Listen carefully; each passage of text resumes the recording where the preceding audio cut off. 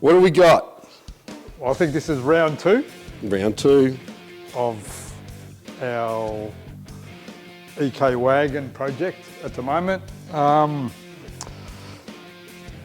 We've had another vehicle that came in that the customer had supplied and had someone else do a lot of work on.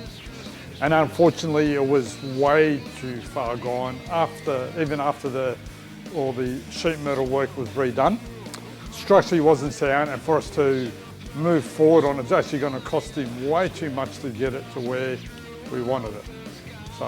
So we were left with a broken project, basically. Pretty much, and you know, I got a couple of my panel beaters to come and have a look at it to see what the cost factor was going to be to get it to where we wanted it, and more structurally sound, safe, was going to be far too much to get it to where we wanted it.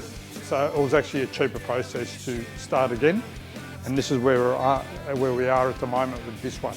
Okay, so the customer hunted down another project, or did you find it for I found this one. It was actually at the western suburbs, but it's an ex-Queensland car. I went and had a look at it. It was a running, driving, complete vehicle. And you're never going to get a car that's absolutely mint, but for what it is and what we got, it was actually fantastic. The top of the guards were absolutely mint. The doors are mint. A lot of it is actually really, really good. So we didn't have to go to all that trouble to get it to where we wanted it because it's already good in the first place. Yeah, so it's a good blank canvas because it was basically a stock car that it had a couple of, what motor did it have in it? It had a 202 with a Celica 5-speed in it, had a HR front end in it. Look, I mean, it had a lot of work that done to it previously, but half the floor we're going to get rid of anyway, and the tunnel, and we're going to modify the firewall to suit the LS3. So it was a no-brainer to go down that path, and we recouped some money from selling the running gear out of it as well. Yeah, great. So what's this going to get?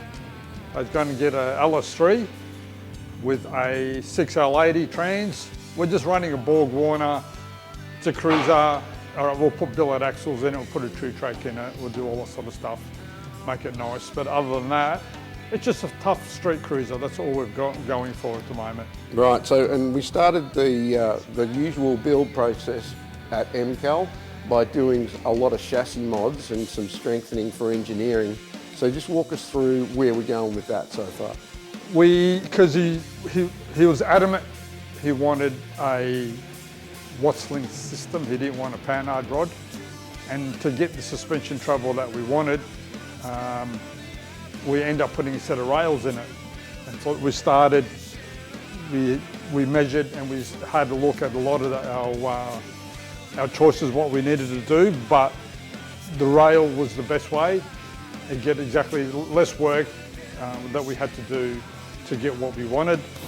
So we end up doing the full chassis from front to back at the moment. Great, okay, and the strengthening in the front clip is still, we're trying a new thing on the outside to brace it better? Yeah, well, there was a lot of the subframe was rusty and we had to repair it. And we thought, you know, if we're going to repair it, let's make it stronger. We end up cutting it out. We made up our new subframe sections that bolt to the front part of the chassis. And instead of using a single bolt, we did a twin bolt system with a cross tube. And on the outer, on the sill side, same thing, but it's just a single bolt because you can't fit a twin bolt system. And we made out a 50 by 50 box, which is a 3mm wall. And we triangulated it, and we're still going to move forward a little bit more.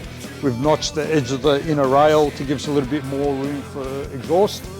Again, we cut all that out because we needed to fix the rust, and we plated it with 3mm plate as well.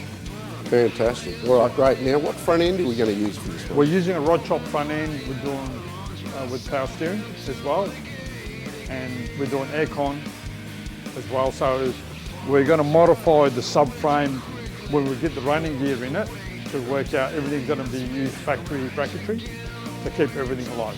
Great, okay. And as far as meats and tyres and wheels and stuff is concerned, we're going fairly conservative with this, aren't we? He wants the old school look, he wants a white wall, so we are going to go 15. the front will probably be 15 by 8, and on the rear we'll probably get a 15 by probably 10, roughly, in that vicinity, but we still want a white wall. We want to retain the white wall. Yeah, great, no worries. Now, one thing we don't usually touch on is the plenum chamber and steering stuff. So what steering column are we going to use? We're just going to use a ADR complied collapsible steering column. Great, because we're doing floor shift. Yep. He doesn't want column. Yep. And we're going to run the console in it. And we're going to put VF seats in it. Nice. And then the reason why we cut the plenum out, because number one, it was rusty, we had to repair it. Number two, well, we don't need a cold air plenum anymore, fresh air, because we're running a HVAC unit. We're going to get rid of that, and it's going to give us more room as well. And we're going to put the wiper motor under the dash. So we're going to clean up the firewall as well. Right, so we have a nice stark looking engine bay, which will be easy to service. Correct. Any firewall mods at this point? We are going to get rid of this hump, because at the end of the day, it's useless because where the engine's going to sit. So you're going to have this ugly hump, and you're going to have an ugly wiper motor sitting in the engine bay. So if we hide everything under the dash, it'll have a nice smooth firewall. Yeah, great. And as far as exhaust, are we just going to run a dual system? We're going to run a twin 3-inch system because we are going to supercharge it. So we want to make sure we got everything accommodating the modifications that we want to do. So what sort of supercharger are we going to run? We're still debating what we're going to do. Actually, I did speak to the customer last night because I saw a couple of superchargers on Marketplace, LSA ones, brand new ones that come off engines. So I sent him there, and they're a good bang for your buck for what it is. Yeah.